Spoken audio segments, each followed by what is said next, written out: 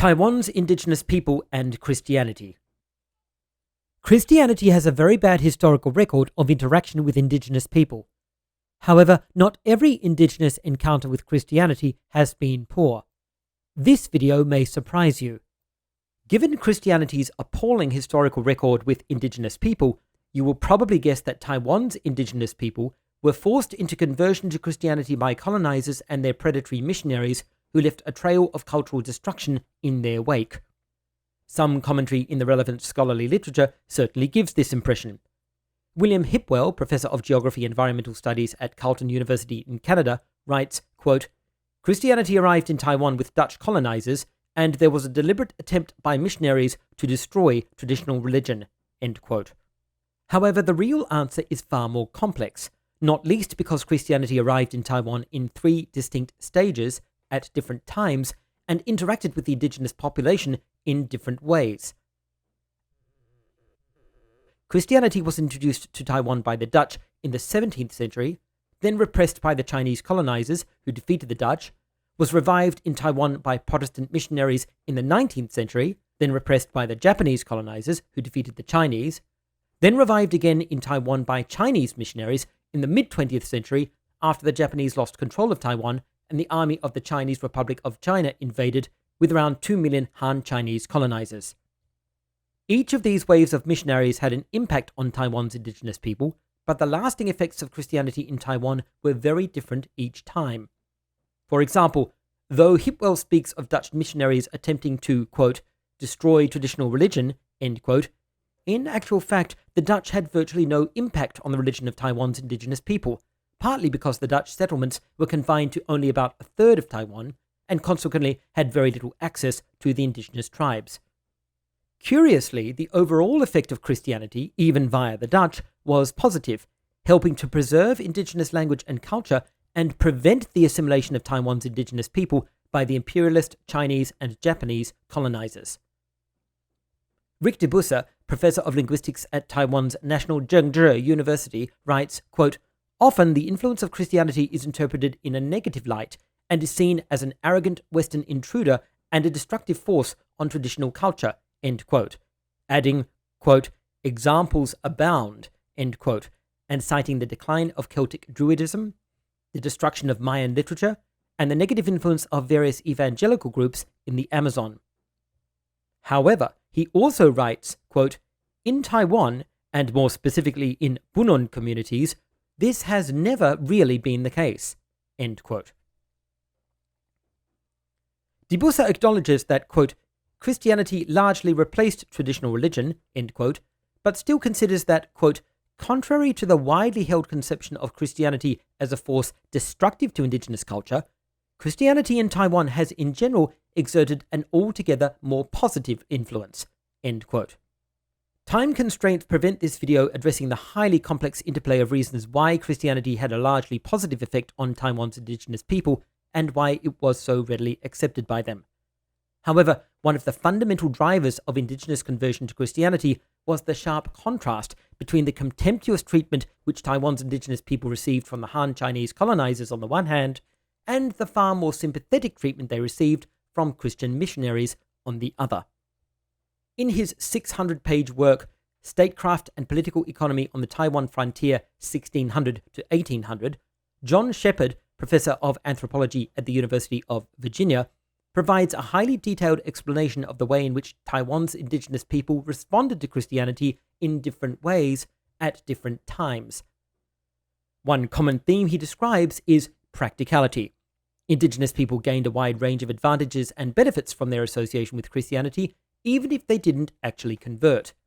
Shepard's historical overview, substantiated by citations from other scholars, demonstrates that the gradual acceptance of Christianity by Taiwan's indigenous people was predominantly driven by their perception of the Han Chinese colonizers as a hostile force with unacceptable socio-cultural values, which was intent on expropriating their land and annihilating their culture through assimilation, and their perception of Christian missionaries as a sympathetic force through which they could gain socio-economic benefits which would help preserve their traditional moral values and cultural identity.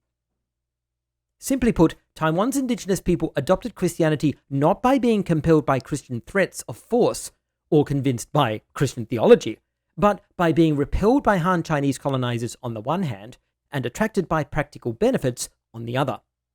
In fact, their adoption of Christianity was very largely a self-preservation mechanism. Professor Chih-ching, an anthropologist at National Taiwan University, writes, quote, "That is, Christianity stands as a symbol of power introduced from Western civilization that indigenous peoples appropriated in order to cope with the continuous impact of Han Chinese civilization." End quote.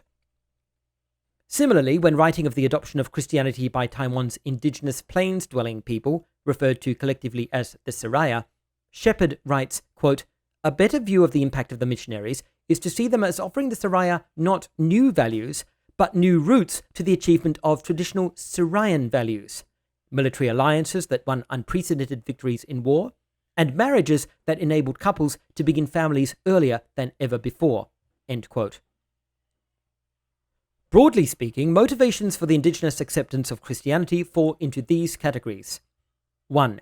Military protection from imperialist Han Chinese colonizers. 2. Recognition of shared social values with Christians. 3.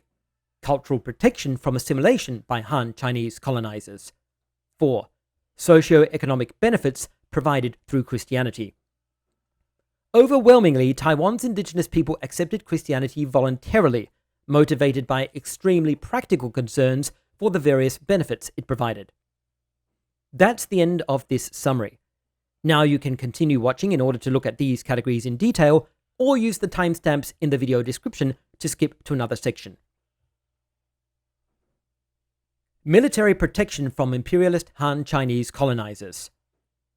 As mentioned in the previous video, the early Dutch settlers of the 17th century had virtually no success in converting Taiwan's indigenous people to Christianity. The small number of plains-dwelling tribes who did convert clearly did so because they felt the Dutch military victories against the Chinese proved the Christian god was more powerful than their own god and their shaman, called Inibs. Shepard writes that early Dutch military victories, quote, "demonstrated the power of the Dutch god and discredited the teachings of the Inibs," end quote. Proof of this theological practicality appeared not long after, when the Han Chinese colonizers obtained military supremacy over the Dutch. In response, the Siraya people promptly abandoned Christianity, perceiving the Christian god as weaker than those of the Chinese. Shepard quotes a dismayed Dutch missionary writing that the deconverted Siraya, quote, "now speak with much disdain of the true Christian faith, which we endeavored to implant in their hearts," end quote. After the Dutch were expelled from Taiwan, the Han Chinese colonizers enlarged their control over the territory and made increasing efforts to subjugate and assimilate the indigenous people.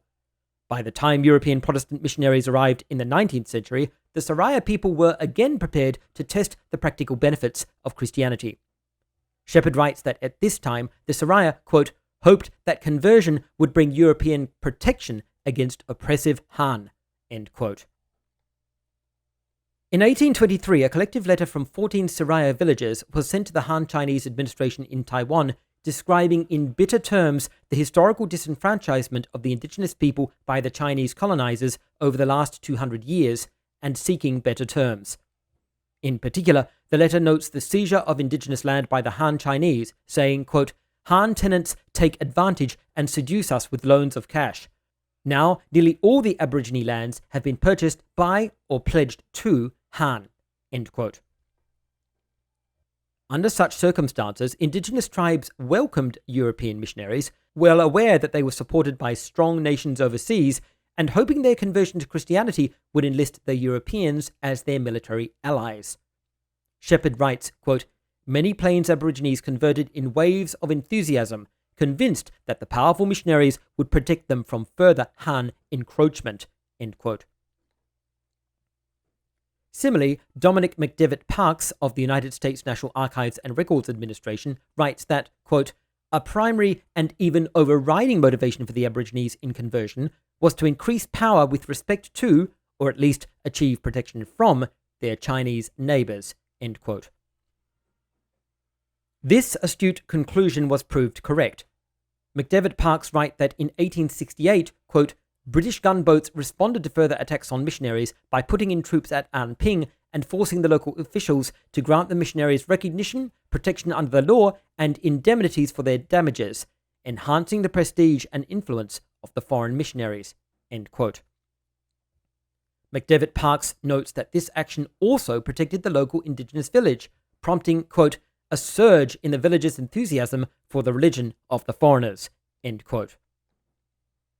He also records that 2 years later, members of the Catholic Dominican Order of Priests, quote, continued their defense of Aborigine well-being, buying back Aborigine land, end quote. That was land which had been expropriated by Chinese colonizers. Similarly, Dr. Huang Xuanwei of the Institute of Ethnology in Academia Sinica, Taiwan, writes that during the early 20th century, quote, not only Western missionaries showed concern for the Aborigines, but the Taiwanese churches also felt a sense of responsibility toward them, end quote. The indigenous perception of Christianity as a religion of benevolent power continued well into the late 20th century. Huang notes that after the Second World War, Taiwan's indigenous Amis tribe, quote, expected the Americans to govern Taiwan because, in their view, Japan was defeated by the United States, end quote. Huang adds that even when the Amis were surprised by the Chinese taking over Taiwan instead, the Amis still adopted, quote, Christianity, the religion of the American victors, end quote. This perception was reinforced by the establishment of American military bases in Taiwan shortly after the Second World War, providing indigenous people with a sense of security from further invasions by either China or Japan. For over 300 years, therefore, Christianity has been viewed by many of Taiwan's indigenous people as the religion of foreign but generally benevolent allies who have protected them repeatedly from the oppression of the Han Chinese and Japanese colonizers. Recognition of shared socio-cultural values with Christians. Although it may seem counterintuitive, Taiwan's indigenous people found they shared far more socio-cultural values with foreign Christians than they did with the Han Chinese colonizers. Shepard writes that, quote, Confucian attitudes towards the proper roles of women were severe, end quote, citing strict chastity requirements and full-body clothing for women, subordination of women to a patriarchal family structure, prearranged marriages without the consent of the bride or groom, social segregation of men and women, and prohibitions against women working or traveling outside the home without company. In contrast, Shepard notes that indigenous women were free to choose whoever they wished to court and marry, had the right to divorce their husbands, sat, quote, as an equal among the men at family meals, end quote, and participated in the decision-making processes of the extended family. Consequently, Shepard writes, quote, the Chinese model of family organization held little attraction for Aborigine women, end quote. He also observes that the Chinese practices of female infanticide and foot binding, quote, appalled the Aborigines and seriously undermined Chinese claims to moral superiority in Aborigine eyes, end quote. Han Chinese sexual values were also strongly at odds with indigenous culture. Shepard notes that, quote, Han interpreters and traders sometimes provoked Aborigine revolts by coercing sexual favors from Aborigine women, end quote. This was shockingly taboo to Taiwan's indigenous people. Dr. Ralph Covell, former senior professor of world Christianity at Denver Seminary in Colorado, records that, quote, in general, sexual morality was valued highly among the original inhabitants of Taiwan, end quote, citing prohibitions against, quote, fornication and adultery, end quote, as transgressions against the ancestral spirits. A wide range of anthropological sources confirm that Taiwan's indigenous people have traditionally been strictly monogamous, with the Atayal people in particular even being described by one source as, quote, strictly monogamous and traditionally puritanical, end quote. Consequently, Taiwan's indigenous people found Christian sexual morality to be entirely in harmony with their own. Most attractive to indigenous women, conversion to Christianity did not require them to give up any of their traditional culture's rights and privileges, unlike assimilation to Han Chinese cultural values, which stripped them all away. It should be noted that there was one significant difference between the moral culture of the Siraya people and the foreign religion of Christianity. Shepard notes that the Siraya Inibs, or shaman, quote, taught that a married woman should not complete a pregnancy until she was in her 30s, end quote, with the result that women were required to abort their pregnancies until they were approaching middle age or until their husbands turned 40 and were no longer deemed fit for war. Shepard writes that within their congregations, Christian missionaries, quote, outlawed abortion and encouraged couples to live together and rear children jointly. Perhaps unsurprisingly, this cultural change was adopted enthusiastically by Siraya women and vanished in the 17th century after about 20 years of missionary influence. Historian Leonard Blusser notes that this change coincided with particularly severe intertribal warfare, which left the Siraya in danger of a lack of warriors, and suggests that this additional external pressure made the Siraya more willing to accept the missionaries' abortion ban, since, in purely practical terms, they needed all the able-bodied males they could produce. Again, we see indigenous concerns for practicality motivating their conversion to Christianity. Protection of indigenous culture from assimilation. Not only did Taiwan's indigenous people perceive that conversion to Christianity did not require them to sacrifice their traditional culture or identity, they were well aware that, in contrast, the Han Chinese colonizers were intent on assimilating the indigenous people and replacing their historical cultures with the Confucianism of the imperialist Qing dynasty. Under the Qing dynasty, the Han Chinese colonizers took comprehensive steps to eradicate the indigenous culture. Shepard notes the way in which indigenous place names were replaced with Chinese names referring to Confucian values, and describes indoctrination programs intended to, quote, convince locals of the moral superiority of the Confucian order and to foster ideological orthodoxy and attitudes of submission to constituted authority, end quote. He also writes that Chinese officials were, quote, confident of the superiority of Chinese culture, end quote, and believed the indigenous people would gradually understand, quote, the self-evident superiority of Confucian morality, end quote. Shepard also cites aims of the Qing dynasty's Taiwan prefect in 1729, which was, quote, not just that Aborigines would become civilized, law-abiding subjects, but that they would be transformed into Han, end quote. The explicit aim of the Han Chinese colonizers was to transform the indigenous people into Han Chinese, annihilating their original culture in the process. Shepard describes education programs in which, quote, Aborigine youths were taught to revere Confucian civilization and the imperial state, end quote, reading texts which, quote, spoke of notions of social hierarchy, duty, obligation to parents, and the subordination of women, end quote. Citing Han Chinese belief in the inevitability of this process, Shepard says, quote, traditional Chinese theory assumed that Confucianization was the result of a recognition by lesser peoples of the intrinsic superiority of Chinese culture, end quote. Strange as it may seem, it was the earliest Christian missionaries who provided Taiwan's indigenous people with important tools to resist assimilation by the Han Chinese colonizers. Driven by the desire to preach Christianity, Dutch missionaries of the early 17th century created an alphabet for various indigenous languages whose people had never had a writing system. The missionaries produced large lexicons preserving vast collections of indigenous vocabulary and grammar, and used these to teach the indigenous people, as well as to translate the Bible and other Christian literary works. The result was that many indigenous people became literate in their own language, and were consequently able to record their culture in new ways. The importance of this literacy to the preservation of indigenous culture is clearly demonstrable from the fact that it was of great concern to the Han Chinese colonizers, who were intent on only teaching the indigenous people Chinese, or more correctly, Standard Northern Mandarin. Shepard describes the Han Chinese, quote, sense of unease over the persistence of Dutch writing, end quote, the urgency with which they established schools for the teaching of Chinese, and the relief expressed by an official record in 1740, which, quote, reported the disappearance of the Dutch writing and claimed that all Aborigine accounts were being kept in Chinese, end quote. However, Chinese efforts to eradicate indigenous literacy in their own languages were not entirely successful, and a new wave of Christian missionaries in the 19th century revived and expanded the preservation of indigenous language. Consequently, de Busse notes that, quote, it could be argued that Christian organizations and the creation of a modern religious linguistic idiom have been major contributing factors to the continued survival of some of the Austronesian languages of Taiwan, end quote.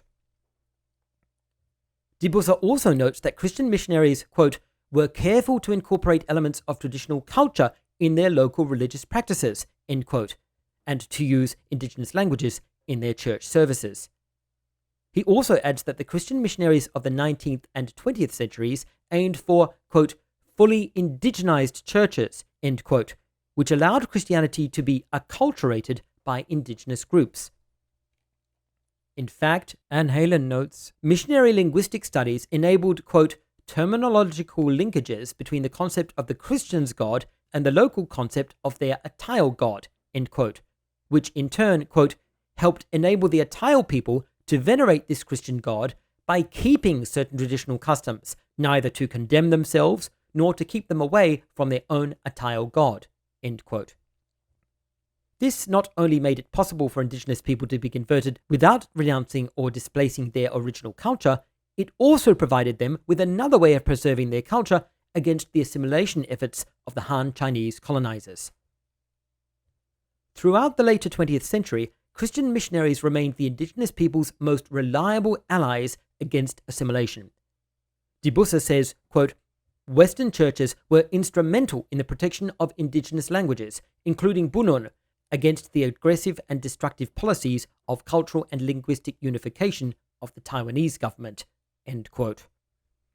Dibusa describes how, during the decades of Taiwan's language unification policy, indigenous people, quote, were forced to speak Mandarin Chinese in school and in public at the threat of psychological and corporal punishment, end quote. Throughout this era, Christian churches were a refuge for indigenous language and culture, providing a sacred space for indigenous people to learn, speak, and write their own language, continue traditional practices of dance and dress, and preserve their traditional morality and core religious concepts. Christianity became fully appropriated and acculturated by Taiwan's indigenous people to the extent that it became a vehicle for the protection and perpetuation of their original culture. Consequently, to be a Christian was to be indigenous, and equally importantly, to be a Christian was to be non-Chinese. Additionally, Dibusa observes, quote, churches in Taiwan have always been staunch protectors of Aboriginal rights and languages, end quote. He notes in particular the efforts of Yushan Theological College and Seminary, which, quote, played a pivotal role in the indigenous rights movement in Taiwan, end quote, by demanding recognition of all Taiwan's indigenous people, the abolition of the reservation system by which indigenous people were forced to rent their own land from the government, restoration of indigenous land rights, and greater indigenous political autonomy. Socio-economic benefits provided by Christians. Finally, in line with the highly practical approach to their interaction with foreign missionaries, Taiwan's indigenous people often converted to Christianity out of motivation for its perceived socio-economic benefits. Shepherd records indigenous people challenging the 17th century Dutch missionaries to provide hard, concrete evidence for the advantages of worshipping the Christian God. He quotes Dutchman Georgius Candidus reporting, with some embarrassment, the way in which the indigenous people were testing the efficacy of Christian worship. They requested him to first teach Christianity to one house in the village, which would adopt Christian beliefs and traditions. Then, Candidus records, quote, if their gods still continued to bless that house by giving much rice and other things during the next 2 or 3 years, they too would willingly adopt our religion, end quote. Candidus was evidently even more embarrassed by indigenous demands to, quote, perform miracles, to give or withhold rain and wind, to foretell future events, or to reveal what is actually occurring elsewhere, end quote, noting with chagrin that, quote, because I cannot do so, they despise me, and say that their priestesses can do all such things, end quote. It seems Candidus never anticipated his teachings would be tested so rigorously. Such records certainly demonstrate that many of the indigenous people were by no means the helpless victims of Christian religious indoctrination, instead responding to missionary preaching with a combination of skepticism and rational practicality. They were certainly not credulous innocents, easily persuaded to abandon their traditional religion for a foreign god. Even when conversions did take place, they were often conditional. Candidus writes that one village, quote, accepted our proposal to do away with their idolatry and to cast away their idols, but said they would defer doing so until the rice crop was gathered in, end quote. Clearly, the villagers were intent on hedging their theological bets. Ironically, it was often the indigenous shaman themselves whose actions inadvertently resulted in large-scale conversions to Christianity. Candidus records many of the shaman warning their fellow villagers that conversion to Christianity would result in crop failure and economic disaster. However, this theological throwdown backfired when the crops were unusually plentiful after some of the villagers adopted Christianity. Consequently, Candidus wrote, the shaman were discredited and ridiculed by their own people. Conversions to Christianity increased as a result. Western missionary medical services were another benefit which encouraged conversion. Dr. Huang Xianwei observes that indigenous people quickly realized that Christian missionaries provided more effective medical care, on better terms, than traditional indigenous healers. Huang writes of an indigenous woman of the Amis tribe who converted to Christianity after she became disenchanted by traditional healers because their treatments were unreliable and they always required payments which were difficult for her impoverished family to afford. In contrast, treatments by the missionaries were not only reliably effective, they were also provided completely free of charge. Consequently, Huang writes, quote, Christianity seemed a better alternative for her, end quote. It should be noted that missionaries became aware of the efficacy of their medical treatments as a useful adjunct to preaching, and took full advantage of this fact to discredit both local healers and their traditional religion. However, it can also be said that the local indigenous people who converted were likewise taking advantage of the missionaries in order to secure a significantly better standard of living at no significant cost. Finally, the missionaries' attitude and response to indigenous alcoholism also differentiated them favorably from the Han Chinese colonizers. Chih-ching, lecturer of the University of London, notes that early Chinese scribes typically associated indigenous people with both alcoholism and drunkenness, an image which would, quote, recur over the next few centuries, end quote, in Chinese and indigenous depictions of tribal people. Shepherd notes that the Han Chinese colonizers, quote, noted that the barbarians, that's the indigenous people, had recently been trading deer products for liquor, end quote, and took advantage of the fact that the alcohol they traded to the indigenous people was far stronger than the traditional indigenous millet wine. Shepherd observes that, quote, alcohol sped the deterioration of the Aborigines' economic position, end quote, explaining that indigenous people, quote, might be tricked into signing away land rights while drunk or forced to pledge lands to cover drinking debts at the exorbitant interest rates charged by traders, end quote. In contrast, early Christian missionaries not only deplored the abuse of alcohol, but correctly identified the rise in indigenous alcoholism as a direct product of Han Chinese colonization. Anthropologist Mark Munsterhelm writes that 19th century Presbyterian missionary George Leslie Mackay observed that while alcoholism was unknown among the still independent villages of the Atayal people, quote, among colonized groups it was common, end quote. Unlike the Han Chinese colonizers, Christian missionaries set up support services to combat indigenous alcoholism.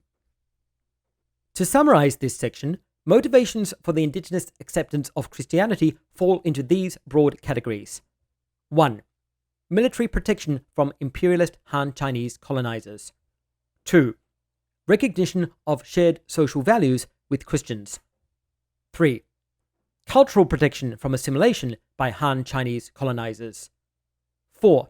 Socio-economic benefits provided through Christianity. Unlike the Confucianism of the Han Chinese colonizers, Christianity did not require indigenous people to abandon their traditional culture and identity. In fact, the Christian missionaries not only helped indigenous people preserve and learn their own language, their churches also became a haven for the protection of indigenous culture and practices during eras of cultural assimilation by the Han Chinese colonizers of the imperialist Qing dynasty, the Japanese imperialists of the first half of the 20th century, and the Han Chinese invaders of the second half of the 20th century. Additionally, in contrast to the repugnantly alienating ethics and morality of Confucianism, Christian morality was remarkably similar to that of the indigenous people, upholding values which were fundamental to their cultures. It must be noted that the interaction between indigenous religion and Christianity was by no means uniformly harmonious. Taiwan's indigenous people certainly encountered various fanatical Christian missionaries who insisted on them abandoning their traditional religion wholesale and who attempted to suppress indigenous customs. However, indigenous people were quick to counter their influence. Huang notes that such missionaries, quote, aroused a great deal of suspicion and rejection, end quote. Huang writes that when some indigenous people refused to worship their ancestral spirits after converting to Christianity, quote, their relatives in their clan would very often refuse to meet their obligations, end quote, withdrawing assistance from them. However, despite these localized conflicts, and although the Christian missionaries competed theologically with the indigenous shaman, the Christian God, with his angels and saints, was broadly compatible with indigenous concepts of a great spirit and lesser spirits. Consequently, most indigenous people saw no need to abandon worship of the ancestral spirits of their traditional religion. Serving the Christian God appeared to result in superior harvests, and unlike the medical services of local healers, Christian medical services were far more effective and free of charge. Most importantly, indigenous people could see that Christian missionaries had nothing personal to gain from preaching. They were not appropriating land, nor seeking to force indigenous people into exploitative labor programs, nor enriching themselves with indigenous wealth. Huang cites, quote, many studies, end quote, showing that the selflessness and friendliness of Christian missionaries, quote, had a significant effect upon the adoption of Christianity, end quote, particularly when indigenous people, quote, compared the missionaries' zeal with the colonizers' self-interest, end quote. Throughout their centuries of interaction with Christian missionaries, indigenous people could see this was the one foreign group which consistently supported their interests. Professor Jolin Sher of National Donghua University in Taiwan notes that, quote, from the beginning, end quote, the Presbyterian Church, quote, helped the indigenous people deal with problems such as indigenous land rights, trafficking in child prostitution, rights to use indigenous and tribal land, nuclear waste, rights of legislation, cultural crisis, and poverty, end quote. Adding, quote, these churches stand with the indigenous peoples and are in solidarity with their struggle for social justice, end quote. In contrast, Shepherd observes that the Han Chinese colonizers held what he calls contemptuous attitudes towards Aboriginal cultures.